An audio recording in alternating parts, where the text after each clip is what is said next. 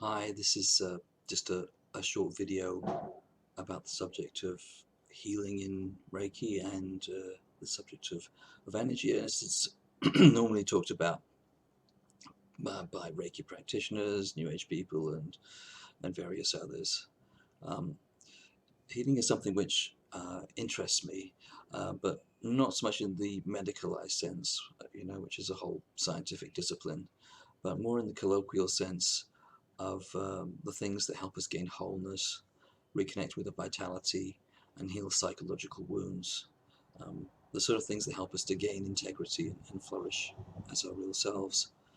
Um, I'm not so much interested in the idea of like model healthy people, uh, but I am interested in people coming into their own and finding their own choices again, so that they can live the lives that they feel they are meant to.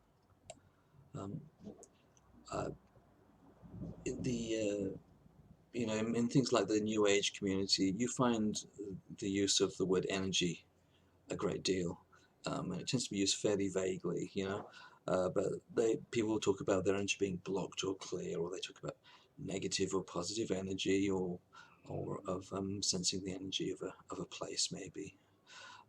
It's very subjective.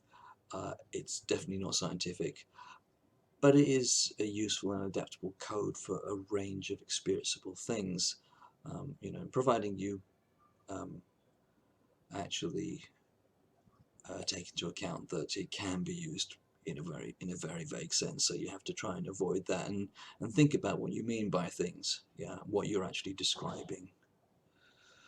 Um,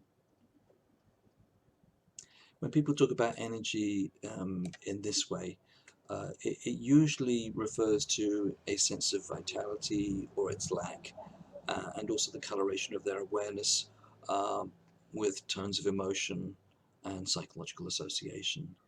Um, or it can also mean the sensing of a subtle presence which feels like it is a force, even though it is not physically measurable. And you find that when people do things like sensing of auras, or of you know doing experiments with forming energy balls between their hands and things like this, yeah, they actually feel things and actually sense things, and they can sense them as a sort of sponginess in the air, or as heat or cold, and people actually have very definite sensations with these things.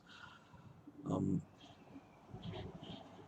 so energy in this sense, I think you could say, refers to a subjective phenomenon which spans the psychological and emotional, um, through to an area of sensing which can seem almost physical to the perceiver. But what energy also here refers to and involves, though, is relationship, either to a part of yourself, like when you talk about my energy, my vitality, or with the world, when you talk about the energy of a house, the energy of a forest, another person. Um, but relationship, in any case, is key here, because everything we actualize at some stage, we actualize in relationship. Everything that we are, and anything that you look at, is what it is in relation to all the other things in the world, all the things that make it up, all the things that it has a relationship with. And in this sense, everything, in a sense, is empty and non-existent in itself, um, which in itself is a very interesting quality that has a use.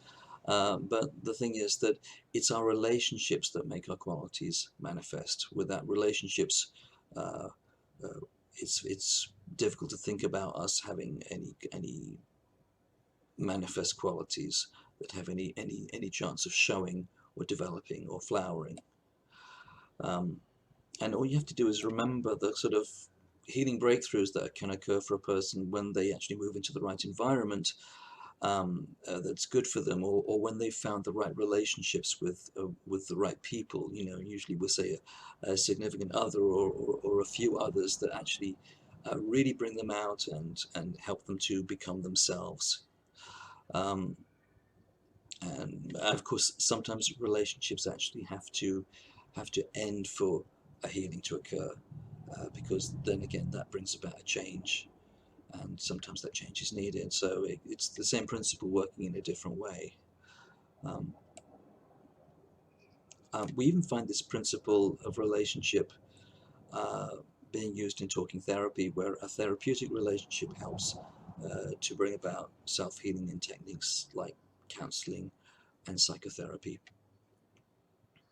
So we see there's this idea of energy, which is highly subjective, but which codes for a whole series of experiences. But we also see that it's related to what we are in relationship with, and with what we could term the energy of relationship, if we bear in mind what we're talking about there.